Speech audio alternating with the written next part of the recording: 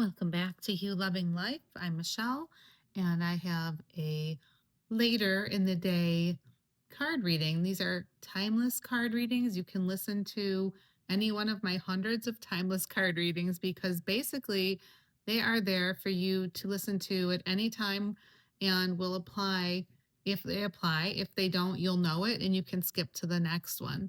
I typically like to ask questions that will help you to delve a little deeper. So, this card reading, these three cards came out, and I will read the cards to you and then tell you my interpretation. So, we have the Phobias card reading came out first, and you can see the person on the left. Well, it's actually a snake. And then there's like thunder, there's water, there's all sorts of different phobia potentials in this card. Okay. And basically, it's pointing to you needing to look at what you are afraid of. A phobia is typically from a past life situation.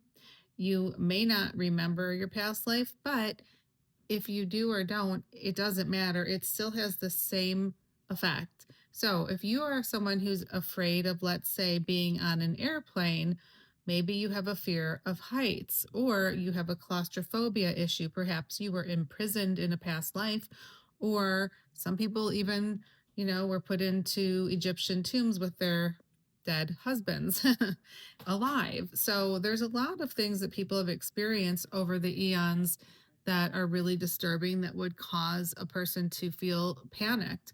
If you have a fear of being around a lot of people in a large place, it might be that you spoke up in the past or you looked or acted differently and you were basically attacked, and all sorts of things can happen. So perhaps your phobia is of that. Maybe it's water.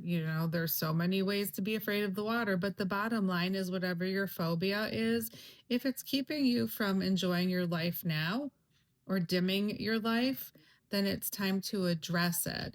And one way that people can do that, and always with the help of a therapist, it's a good idea, but one way is to slowly desensitize yourself, to visualize yourself in those situations that would cause you the trauma just a little bit, just a little bit. Like if you're afraid of heights, visualize a ladder and take one step up the ladder. And then another time, another day when you're feeling pretty good about things, take a second step up the ladder. And over time, you can be up 6 rungs in your imagination. And then the phobia will have less power over you. So basically, the middle card is saying, soar. You're being asked to stop dimming your own light, period. It's time for you to come out of the shadows and let your authentic self soar. Your authentic self cannot soar if you are being burdened down by fears and phobias. It's really hard because there are some people who are even agoraphobic. They don't want to go out of their house. Think about it. Like if you were alive during the plague, you might really feel more comfortable just being at home. Or if you were alive during the plague, you might also not want to be around people when they're sick at all, because you know what happens if you're around someone who's sick. You saw what happened to people. The plague masks might also freak you out. There's so many things that can cause you to dim your life and your light now. Interestingly, the third card says attachment issues. It says issues of attachment, either excessive or fearful, may arise. So, are you attached to something like these fears, or have they just become like your norm? Really? Is it just that it's normal for you to be agoraphobic and it's just become your way of living and your attachment?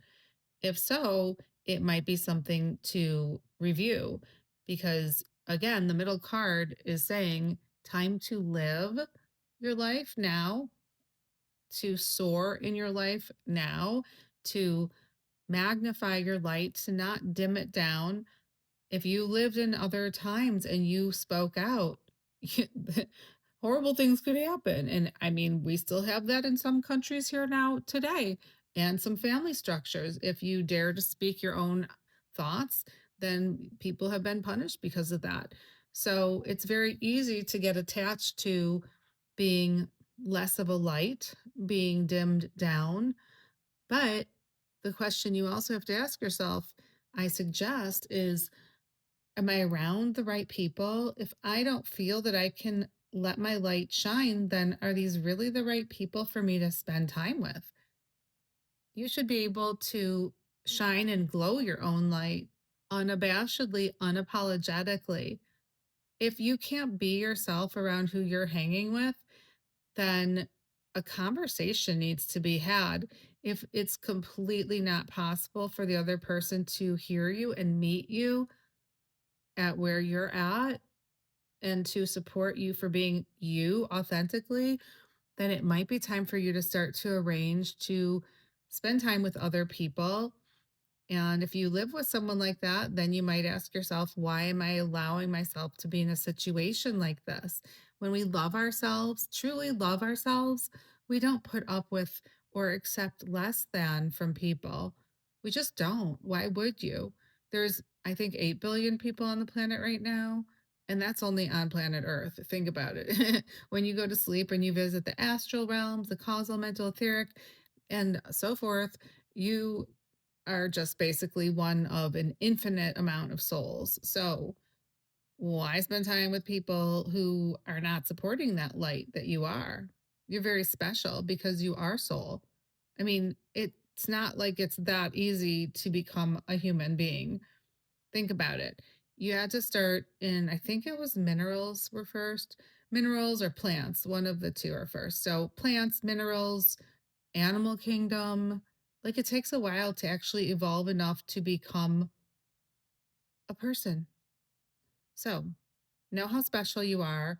And the past is the past. In this lifetime or another, if you have a phobia, it might be time to seek help with a therapist or just start to visualize things in your mind and do a little bit at a time in your comfort zone. Chant the word Hugh, highest vibrational word utterable on this planet and all others. You.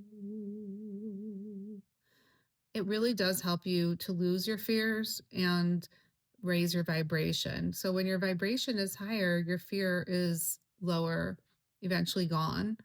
And the more you do it, the more love you get, the less fear you have. So I hope this is useful. Please like and subscribe. It really helps me to help other people with these videos. And thanks for hanging out with me again at Hugh Loving Life. I hope you are loving you. See you in the next video. Check out the uplifting quotes in the morning. And my live playlist is getting pretty big. They're kind of funny, actually, because it's literally live. So I'm talking to people there. Anyway, I hope you can join me for these classes because we're all learning together. Take care, you guys.